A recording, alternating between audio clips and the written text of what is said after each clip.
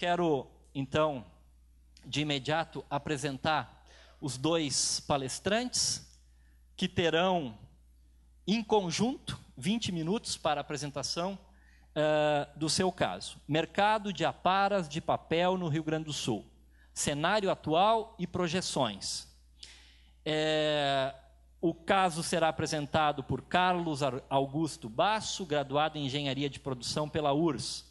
Atualmente controla custos e desenvolve projetos de empresas do grupo Embasul e CTS, explorando de maneira economicamente viável a vocação pró-ambiental dessas duas empresas. Também Felipe Wisniewski Basso, trabalha há 15 anos na gestão de resíduos sólidos na empresa CTS, promovendo o destino sustentável de materiais recicláveis. Gere o setor comercial, de qualidade, de logística e de meio ambiente. Coordena o sistema de gestão ambiental, certificado na ISO 14001, atuando como auditor líder e análises de conformidade legal.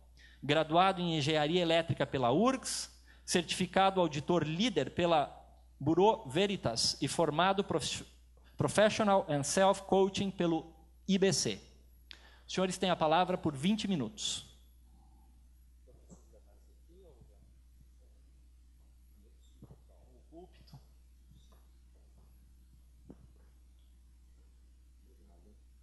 Boa tarde a todos.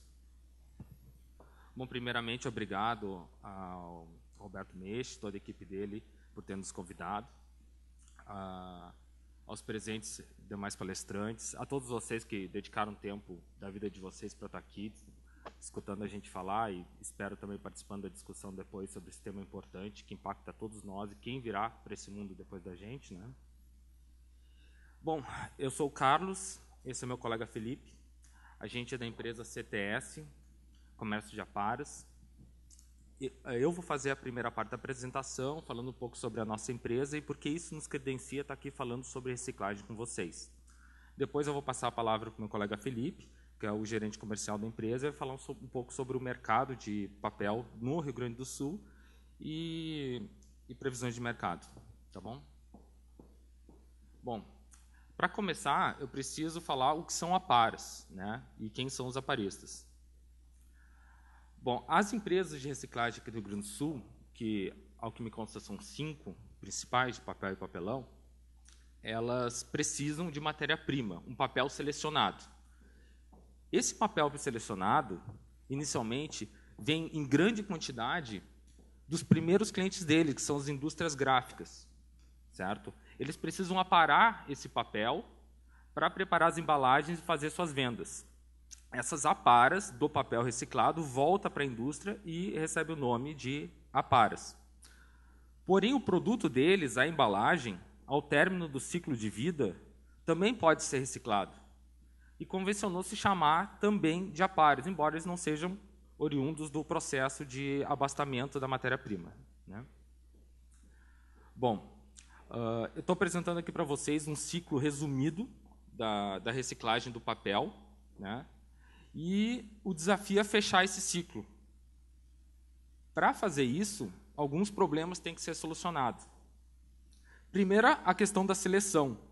Aquela fábrica de papel, ela só vai usar uma mistura específica para fazer o seu produto final. Essa mistura específica, vejam, é determinada pela qualidade do produto final que eu quero produzir, pelo tipo de papel que eu quero produzir e também pelo maquinário que ela tem instalado. Cada maquinário, dependendo da tecnologia, da idade que ele tem, das características próprias, ele pode trabalhar com uma margem de pureza diferente, certo? Alguém, então, que capta esse material lá na indústria gráfica ou após o uso dos consumidores, precisa fazer essa seleção para ela. Uma vez que qualquer produto que chegue misturado a essas aparas, mesmo que produtos recicláveis, produtos com valor por quilo no mercado de sucata maior do que o próprio papel que ela está comprando, para essa empresa, essa fábrica de papel é um contaminante. Então, esse é um trabalho importante de ser feito. O segundo é a questão logística. Bom, uma única fábrica de papel pode ter fornecer papel para dezenas de indústrias gráficas Essas indústrias gráficas, por sua vez, têm uma centena de outros clientes que acabam entregando para milhares de consumidores finais. Reunir tudo isso e trazer de volta para o início da cadeia, eu garanto que é um desafio logístico. O próximo é a questão do armazenamento. As fábricas de papel, elas flutuam a sua produção de acordo com a demanda do mercado. Ela não compra mais matéria-prima do que ela já tem produção de venda garantida. Então, por outro lado, a indústria gráfica ou os consumidores não querem ver esse produto reciclável, essas aparas, essa sucata, sendo estocada no seu pátio, nas suas lixeiras, esperando o mercado reaquecer para as fábricas finalmente comprar isso. Eles precisam de alguém que compre esse material imediatamente, tirem isso do pátio delas, tirem isso das lixeiras delas e acumulem até o momento em que a fábrica possa novamente retomar as suas compras de matéria-prima. Também tem a questão da compra do varejo e venda no atacado. Veja, vamos pegar um exemplo de um supermercado, um varejista. Ele é um ponto que tem muita geração de sucatas, vários tipos de sucata, mas nem sempre no volume que a fábrica quer comprar. Um pequeno mini mercado pode gerar papelão, que é um produto reciclado, pode gerar plástico, mas gera muitos outros também que são de difícil colocação no mercado de reciclagem. Eles precisam de uma solução para isso e precisam que todos os produtos, em qualquer quantidade, sejam retirados. Então, precisa de alguém que compre isso, faça a seleção, estoque, até ter um volume suficiente para fechar uma carga e mandar para uma empresa recicladora que pode ser em outra parte do Brasil. E, por último, a questão do financiamento. As fábricas, quando compram aparas, elas compram a prazo, em um longo prazo. Porque depois que recebe esse material, tem todo um processo de reciclagem, vender para as gráficas, que também vende com prazo, até receber esse material de volta. Isso impossibilita para ela fazer uma compra à vista. Porém, muitos dos atores que geram aparas dependem no pagamento à vista. Estou me referindo a catadores, estou me referindo a associações. É muito difícil a questão financeira para eles. Eles podem até, em alguns segmentos, se dedicar, juntar e vender para uma fábrica que vai pagar a prazo. Agora, não em todos os seus produtos. Então, precisa de alguém que injete dinheiro no mercado, que acredite que aquele material vai ser vendido depois. Bom, o ator que soluciona todos esses problemas pode ser um aparista, tal qual a nossa empresa CTS. Eu acho que todos vocês devem ter recebido hoje aqui uma pastinha como essa daqui. Ela exemplifica muito bem essa cadeia. Essa pasta que vocês têm foi produzida com papel reciclado, saiu da CTS, foi impresso e cortado numa empresa do grupo, a Embaçu, que é uma empresa do setor gráfico que trabalha com mais de 80% do material reciclado, e com material reciclado, né? E isso aqui é um produto feito no Rio Grande do Sul com cadeia fechada. Então, é uma possibilidade, é um desafio. Hoje a gente está aqui falando sobre as novas leis, mas é possível, muita gente já vive disso há muitos anos, tá bom? Então, a CTS começou em 93, e ela começou da venda de uma indústria recicladora, uma fábrica de papel reciclado, que não queria mais trabalhar com aparas, queria focar no seu negócio, que era fazer papel e vender. Bom, a nossa empresa é uma empresa familiar, os dois sócios, Celso e Tomás, resolveram comprar essa empresa acreditando que era possível fazer um trabalho sério em cima de reciclagem, isso em 93, quando o mercado era muito mais difícil, não tinha essa conscientização ambiental na época. Nem se pensava em fazer uma cidade bem tratada na época. Existia muito estigma, e a palavra que se usavam era lixeiros. Embora só se trabalhasse com material reciclável, que 100% voltasse para a cadeia produtiva. A empresa começou trabalhando com menos de 500 toneladas, não, acho que eram 800 toneladas por mês, e tinham cerca de 25 colaboradores. Hoje, a empresa já tem 61 colaboradores, dividido em 2 unidades, e trabalha 6.000 toneladas por mês. Essas 6.000 toneladas que a CTS produz dentre as suas 2 unidades, elas são compostas em sua maior parte por fibras longas, né? Papelão, microondulado e craft, que é utilizado muito no Rio Grande do Sul para produzir caixas de sapato, né? Cartão duplex, Tetra Pak, que são as famosas caixinhas de leite, né? Em menor quantidade de fibras curtas e um novato, que são os plásticos. Começamos a trabalhar há alguns anos. Ele vem crescendo em volume, ele tem um alto valor por quilo, mas ele tem as suas peculiaridades. Ele realmente tem muitas categorias, ele tem muito sensível na questão de contaminante. E o Rio Grande do Sul está entrando bem nesse mercado, mas ele é iniciante, tá? Mas embora ser 6 mil toneladas que a CTS recicle por mês, o que representa, para você ter uma ideia, a gente estima 2.000 árvores por dia que deixam de ser cortadas para gerar celulose, para poder, em vez disso, a gente faz a caixa de papelão reciclado. A gente nunca teve a motivação de ser o maior. O nosso objetivo sempre foi fazer um trabalho honesto, sério, com respeito às pessoas e meio ambiente. Para chegar nisso, nós nos certificamos desde 2009 na ISO 14001. Ao que nos consta, somos ainda a única empresa aparista do Rio Grande do Sul que tem uma certificação internacional no meio ambiente. Temos 100% da nossa carteira de clientes licenciada nas seus respectivos municípios e unidades federativas. Então, nenhum material que a CTS devolve para o ciclo produtivo vai passar por uma empresa recicladora não licenciada ambientalmente.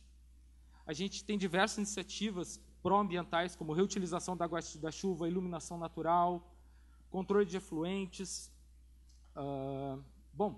Diversas coisas que fazem da CTS uma empresa diferente. Eu acredito que o nosso volume, o nosso sucesso, ao longo desses 20 e tantos anos que a empresa já tem, vem muito mais por isso do que propriamente pelo tamanho. O tamanho é consequência. Mas para falar, agora que vocês conhecem um pouco da CTS, um pouco dessa cadeia onde a gente trabalha, eu vou convidar o colega Felipe para falar para vocês um pouco sobre o mercado de aparas no Rio Grande do Sul. Por favor, Felipe.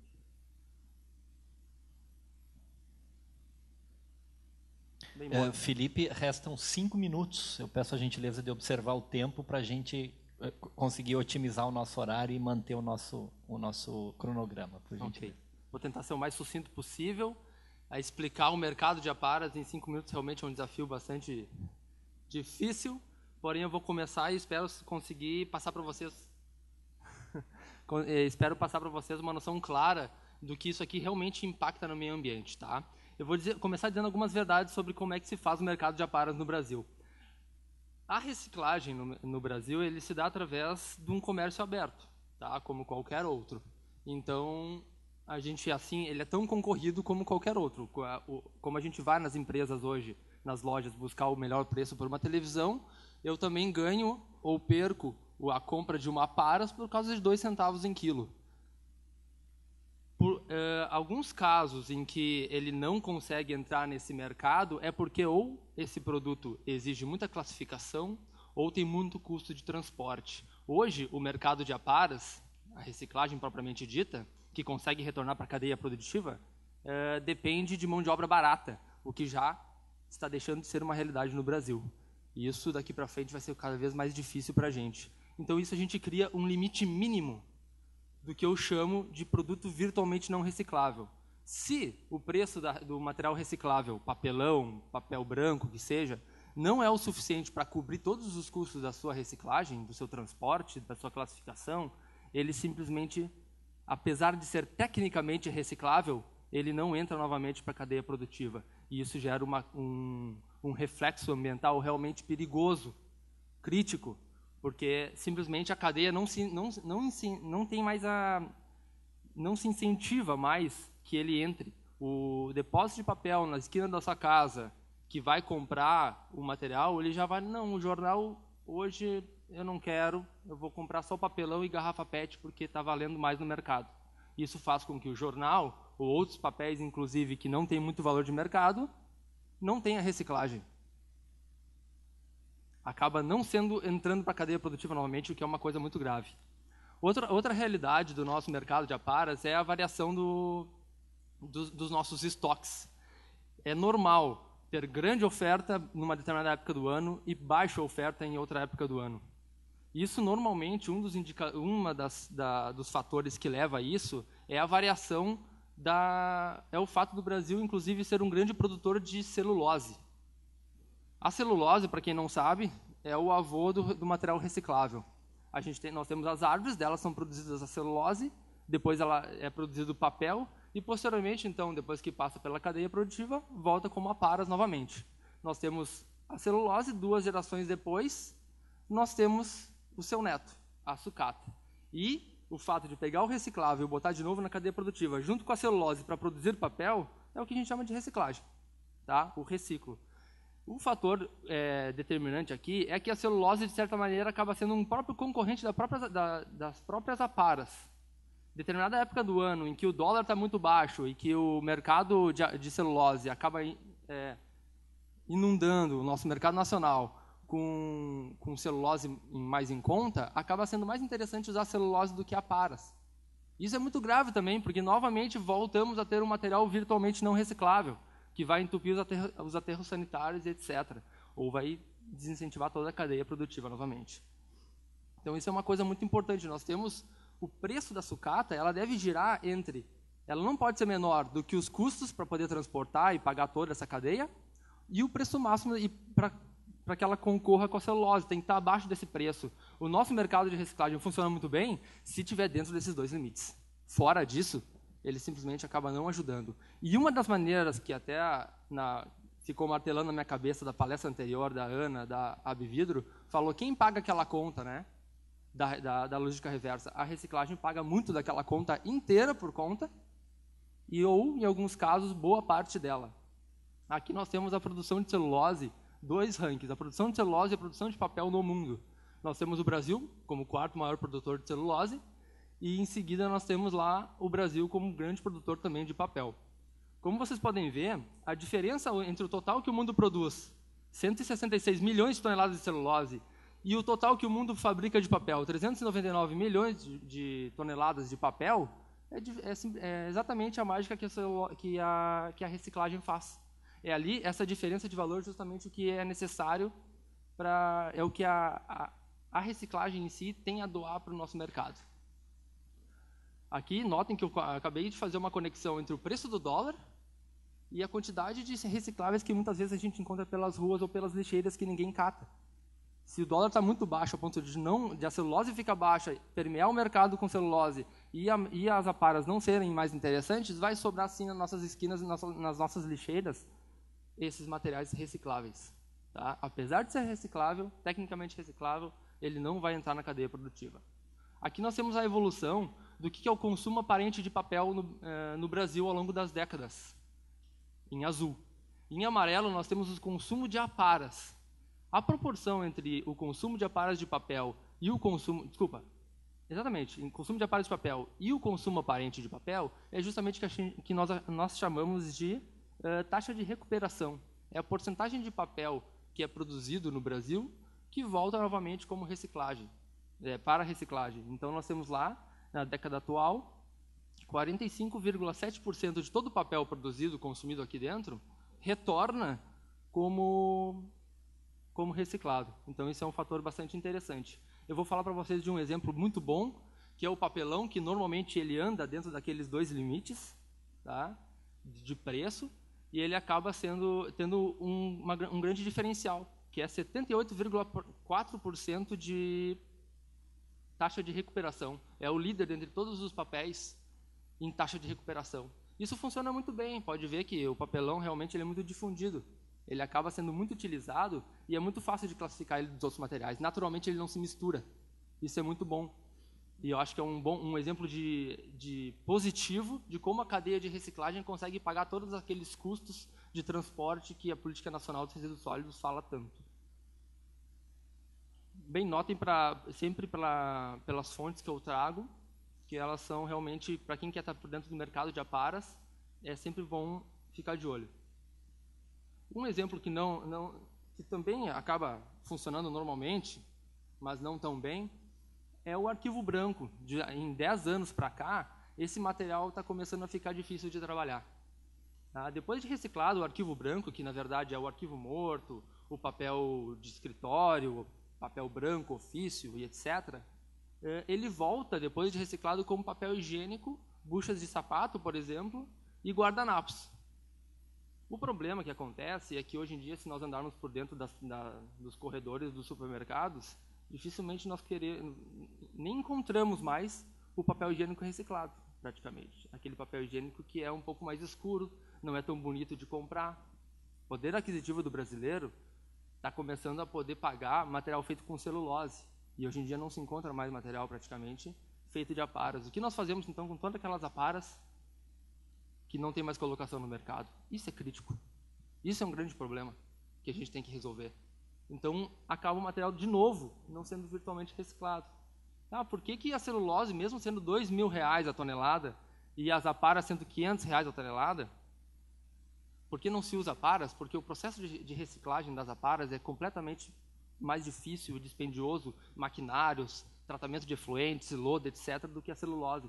Isso tudo para, no final, tu ainda fazer um produto mais escuro e menos atrativo para o consumidor final. Ao longo dos 10 últimos anos, as 4 empresas do mercado do Rio Grande do Sul, uma fechou as portas, 2 pararam de usar celulose e uma hoje ainda utiliza 50% da sua produção. O resto tudo vai para fora do estado ou dá-se outro jeito para reciclar. Então, esse é um cenário bastante dificultoso assim, da nossa realidade. O que pode mudar esse cenário? Ou a gente tem uma característica de mercado europeu, onde a gente vai poder escolher aquele produto em que pode ser reciclado, pode ser um pouco mais feio, mas a gente está dando toda uma questão ambiental para a coisa.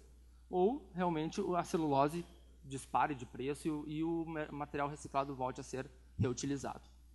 Bem, expliquei sucintamente o que é o mercado de aparas, expliquei o que é. Eu quero que vocês consigam conceber a ideia de que, mesmo o material sendo reciclado, ele muitas vezes não entra de novo na cadeia produtiva.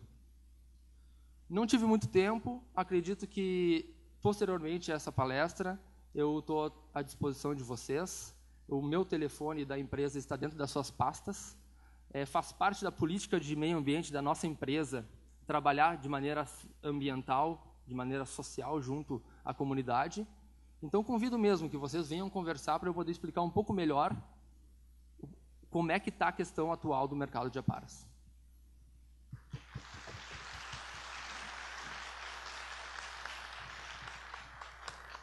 Obrigado, Felipe. Obrigado ao Carlos pela apresentação do case, mostrando que é possível, sim, havendo vontade política, havendo interesse, havendo tecnologia, é possível, sim, nós trabalharmos com a boa gestão dos resíduos.